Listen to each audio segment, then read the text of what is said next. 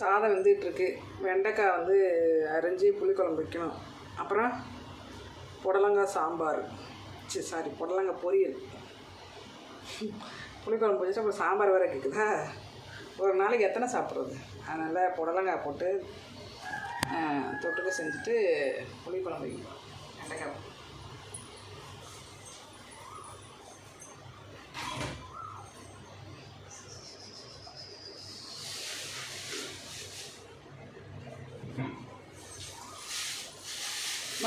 மல்லி துவையல் அரைக்க போகிறேன்.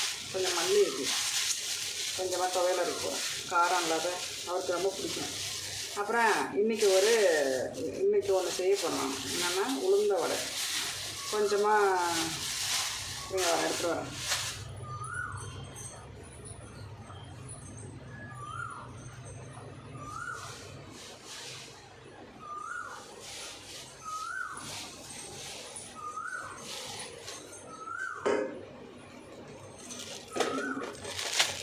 சும்மா ஒரு 1/4 கிலோ மட்டும் வாங்கிட்டு போனேன். வடை சுட போகிறேன். சும்மா ஆளுக்கு 10 வடை சுட்டினா ஆளுக்கு 4 நாள். நான் எப்போதுமே கொஞ்சம் கொஞ்சமாக செய்வேன். மிக்சியில் போட்டு அரைச்சிக்குவேன்.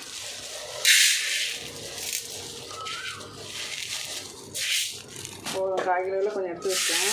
இதை கழுவிட்டு ஊற வைக்க போகிறேன். மிக்சியில் போட்டு அரைச்சிட்டு கொஞ்சம் அரிசியை போட்டு அரிசி மாவு கொஞ்சம் போட்டு உளுந்த வடை போட்டால் சூப்பராக இருக்கும். நான் செஞ்சு உங்களுக்கு வீடியோ போடுறேன். இன்னும் ஒரு 1 ஹவரில். இப்போ இதை நான் கழுவிட்டு ஊற வைக்கிறேன்.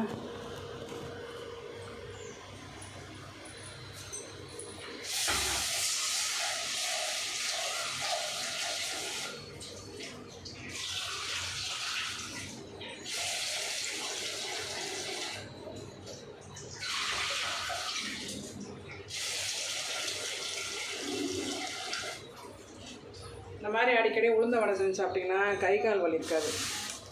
இப்போ போன வாரத்தில் 2 முறை செஞ்சேன். உளுந்த வடை 2 முறை செஞ்சேன் போன வாரத்தில்.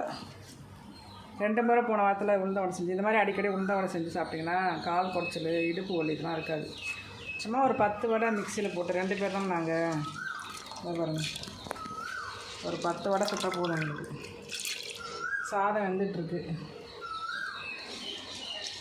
வெண்டைக்காய் காரக்குழம்பு வச்சுட்டு புடலங்காய் தொட்டுக்க செய்ய போகிறேன். வடை சுட்டுருவேன். அப்புறம் கொஞ்சம் ரெஸ்ட்டு.